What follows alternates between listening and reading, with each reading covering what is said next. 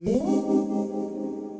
love how this film opens, kind of like we get on the poster, and you just see this tight frame of Sandra Bullock's face, and you're just, I don't want to say everybody, but I'm just captivated at that moment because I'm such a huge fan.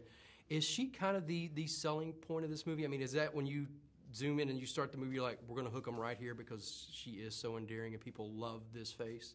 I think so. You know, I mean, I certainly do. And I think people that appreciate her comedic work or her dramatic work or everything she's ever done, you know, I think people are going to find something to love in her and her character. And yet it's something different, something new for her. Right. Now, I read that the role was originally supposed to be male, and right. You guys decided to change it to, what was the reasoning behind that? Was it to have the male-female dynamic with her and Billy Bob?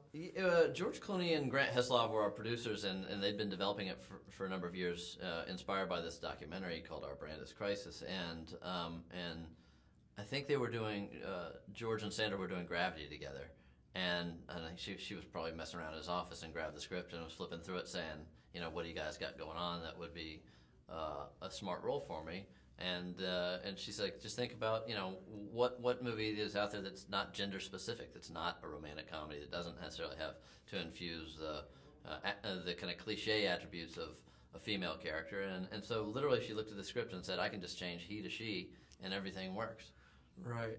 Now, you as a director and her as your leading star, but then also she has some producing credits and, like you said, working with George Clooney.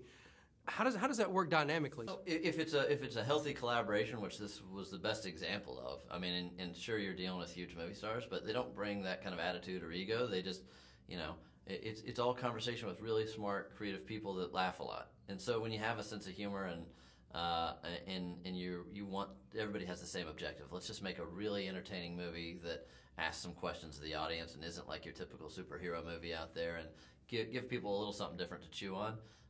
But you know, she's super down to earth, and the beauty of her as a producer is she's the first one on set every day, and she's ready to go, and she pushes everybody and sets the pace and the tone, the atmosphere, so that everybody works really hard around her. Everybody wants to impress her, and that's just that's the sign of somebody that, you know, has some beyond muscle and power, that's charisma, you know. And with Billy Bob, I know that his reputation of cracking people up off camera is, he has this wit and this humor that's he's like one of our favorite people. I love it. I like the dry sense of humor and I like the darkness. I feel like every time I'm watching a comedian, you know, there's the ones that are just a lot of jokes and puns and stuff, and then there's the ones that have a little bit more sinister wit in there, and those are the ones that I like. I see that devil. And so with Billy Bob, who I've just been a huge fan of for a number of years, it was fun because he would come to set on days where he wasn't even working, just to come and mess with everybody. and I feel like there was, like, at first I thought he must have been bored in his hotel room or something, and then I realized no, he's just coming to kind of size everybody up, and then he was using all of that. He wanted to be very aware of what other characters were doing within the scene, so that he could bring a little venom when it was, you know, his turn in front of the camera. Did he have some leeway with the script? Because it seemed like some of the dialogue often between him and Sandra Bullock's character, he was like kind of, and maybe it's his delivery style, it seemed so impromptu almost, where he's just, you know, just kind of throwing things out. And like you said, maybe it's the playing off of the personality, like trying to almost get his counterpart off kilter a little bit. Yeah, you know, Peter Strawn is the screenwriter that wrote the script for us and did an amazing job and really set the foundation for these opportunities. And with a cast like this, you always got to let them loose. Like, you do a couple, you know, we've done our rehearsal, we've done our preparation, let's now take it off the page and let's just talk shit. So it was cool to be able to have that kind of a leeway, do some improvisation. Sometimes we do takes with no dialogue and they could all play it physically very playful.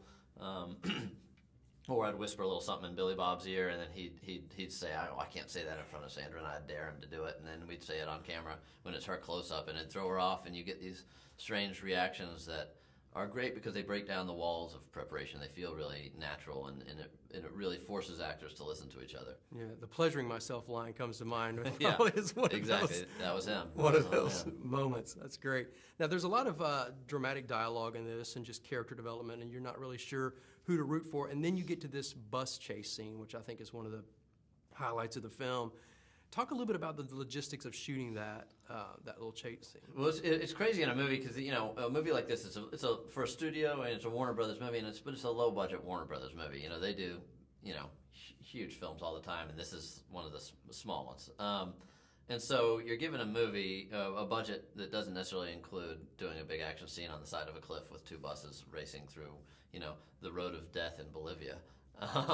And you go down the actual road makes your stomach drop when it's a real road outside of La Paz where you see buses 1,000 feet below you, and you see cars barely passing each other on the road, and it's insane and exhilarating at the same time. And so to try to recreate that took a lot of certainly safety measures, and we did it all at the very end of the movie, just in case if anybody hit the dust, then we'd be good to go with the rest of the film.